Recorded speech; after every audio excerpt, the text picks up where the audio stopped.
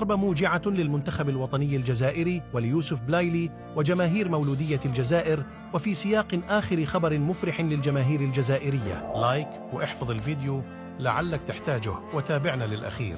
الفيفا تراسل الاتحاد الجزائري وفريق مولودية الجزائر وتطلب إيقاف يوسف بلايلي عن اللعب حتى يسدد مستحقاته العالقة منذ مدة مع الأهلي السعودي، وبالتالي يغيب عن تربص المنتخب الجزائري المقرر بداية الأسبوع القادم وربما عن نهائي كأس الجزائر.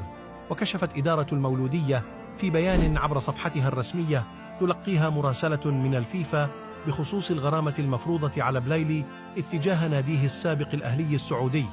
وأوضح مسؤولو العميد بأن بلايلي دفع الغرامة المفروضة عليه إلى آخر شطر، والأمر يتعلق بفارق مالي بسيط قيمته 370 أورو، يمثل في فارق قيمة العملة بين الفرنك السويسري والأورو. وطمأنت إدارة المولودية الجزائر أنصار الفريق مؤكدة بأن هذه القضية سيتم حلها في حدود 48 ساعة المقبلة.